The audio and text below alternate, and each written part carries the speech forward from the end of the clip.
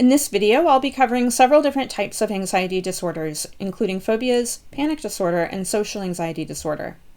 And although it's not technically an anxiety disorder, I will also discuss post-traumatic stress disorder, or PTSD, at the end of the video. As a group, anxiety disorders are characterized by excessive and persistent fear and anxiety.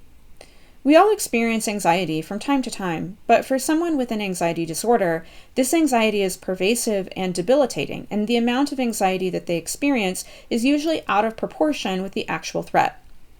Anxiety disorders are fairly common. In the US, the lifetime prevalence for any anxiety disorder is approximately 25 to 30%.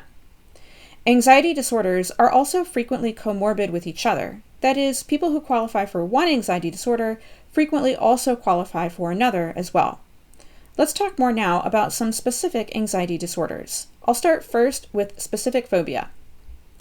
A phobia is an excessive, distressing, and persistent fear or anxiety about a specific object or situation. Specific phobias are fairly common, with a lifetime prevalence of around 12.5% in the US. Some common phobias are shown on this slide and include things like the fear of heights, flying, spiders, enclosed spaces, blood and injections, and dogs. Here, it's important to note that phobias involve more than mere dislike or discomfort. To qualify as a phobia, the associated fear and anxiety must be excessive, debilitating, and out of proportion with the object itself. You can see the diagnostic criteria for specific phobia here on this slide. Most people don't seek out professional treatment for phobias unless the anxiety is so severe that it is significantly impairing their everyday functioning. For example, imagine a person with a fear of flying so intense that they turn down a job promotion at work because it will involve significant air travel. Or a person with a fear of drowning so severe that they refuse to buy a home near a body of water. What causes someone to develop a phobia? First, it's possible that many phobias develop through some form of learning, like we learned about in Module 5. For example, a phobia could be acquired through classical conditioning if the person has a fearful association with a particular object, such as if they were bitten by a dog when they were young. As a personal example, my grandmother had a very intense fear of snakes. She grew up on a farm in Indiana in the mid-1900s, and I remember her telling me stories of seeing her own mother battle snakes out on the farm. For my grandma, this was a highly upsetting memory, and it likely triggered her intense fear of snakes later in life. Phobias may also be acquired through vicarious learning. For example, one study found that monkeys who were raised in a lab and who had never encountered snakes before readily acquired a fear of snakes after simply seeing a wild-raised monkey react fearfully to them. Recall also from our Module 5 on learning that just as conditioning can trigger a phobia, so too conditioning techniques can be used to treat them.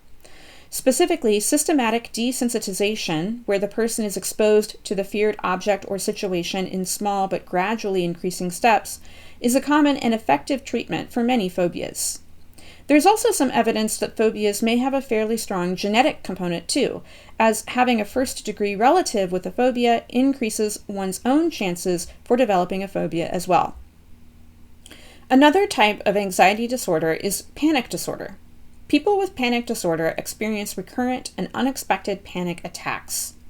A panic attack is a sudden episode of intense fear that triggers severe physical reactions when there is no real danger or apparent cause. During a panic attack, the person may experience troubling physical symptoms such as a racing heart, sweating, trembling, choking sensations, hot flashes or chills, dizziness, or lightheadedness. The person may also experience intense fears of losing control or going crazy, and fears of dying. A panic attack is certainly a terrifying experience, and because some of the symptoms overlap with the same symptoms as a heart attack, many people end up going to the emergency room the first time they have a panic attack. It's important to note here that panic attacks in and of themselves are not a mental health disorder. To qualify as panic disorder, the person must also experience persistent concern and worry about having additional attacks and or engage in self-defeating changes in behavior related to the attacks. For example, the person may have intense and excessive worry about having a panic attack in a public place where it would be difficult to escape. If the person begins to avoid several places or situations out of fear of having a panic attack, then the person might also qualify for a diagnosis of agoraphobia. Agoraphobia is often misunderstood or misrepresented as simply a fear of people, but this is incorrect. Agoraphobia almost exclusively accompanies panic disorder, and it's specifically related to a fear of having a panic attack in open public places where it is difficult to escape or get help, not necessarily a fear of those public places in and of themselves.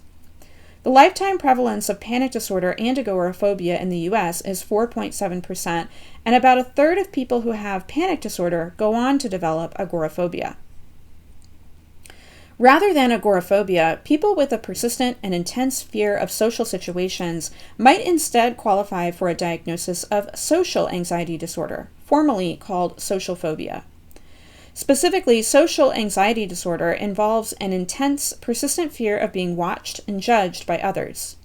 This fear can sometimes be limited to certain very specific situations, such as eating in public, but it can also be a more general fear of being judged by others in a variety of situations. The heart of this fear is the person's concern that they may act in a humiliating or embarrassing way, such as appearing foolish, showing symptoms of anxiety like blushing, or doing or saying something that might lead to rejection, such as offending others. Here, it's important to note what social anxiety disorder is not. We are social beings, and most of us feel at least a moderate degree of apprehension in socially evaluative situations. This is perfectly normal and not a disorder. Social anxiety is also not the same thing as simply being shy. Being shy is not a mental disorder. Rather, to qualify for a diagnosis of social anxiety disorder, the fear and anxiety associated with social situations must be so strong that the person avoids them entirely or endures them with great distress. And further, this avoidance must get in the way of the person's daily life or significantly limit their social, academic, or occupational functioning. For example, someone with social anxiety disorder may regularly avoid going to informal social gatherings at work, where they would otherwise have the opportunity to network and build relationships with peers that could benefit their career. What causes social phobia? As with specific phobias, social phobia can often develop through conditioning experiences. For example, a child who is bullied or frequently rejected at school may develop negative social feelings about herself that become activated later in anxiety-provoking situations. Consistent with this idea, one study reported that in a sample of adults with social anxiety, 92% reported a history of severe teasing in childhood. Comparatively, only 35% of adults with panic disorder reported this same experience. On the biological side of things, social anxiety also appears to be strongly linked with behavioral inhibition. Behavioral inhibition is characterized by a consistent tendency to show fear and restraint when presented with unfamiliar people or situations. It is displayed very early on in childhood, and for this reason is thought to be an inherited trait. Lastly, post-traumatic stress disorder, or PTSD, was historically classified as an anxiety disorder. But in the most recent edition of the DSM, it was reclassified as a trauma-related disorder. So even though it is no longer technically considered an anxiety disorder, I'm still going to discuss it here at the end of this video because it has some obvious overlap with anxiety-related symptoms. For a person to be diagnosed with PTSD, they must first be exposed to or witness a traumatic experience. Recall from the last module that traumatic experiences involve actual or threatened death, serious injury, or sexual violence. This criterion makes PTSD the only disorder in the DSM with an explicitly specified cause. People with PTSD typically experience intrusive and distressing memories of the traumatic event, called flashbacks, that are sometimes so vivid the person feels like they are reliving the event all over again. They may also avoid anything that reminds them of the trauma, including conversations, people, or places. Other symptoms include feeling emotionally numb, being especially hypervigilant and easily startled, and experiencing persistent negative emotional states such as fear, anger, irritability, guilt, and shame. It is thought that PTSD develops through some of the same classical conditioning principles that can lead to phobias and social anxiety. Specifically, the traumatic event may act as an unconditioned stimulus that elicits an unconditioned response of extreme fear and anxiety. Therefore, the same techniques used to treat phobias, such as systematic desensitization and exposure therapy, can be used to treat the symptoms of PTSD as well.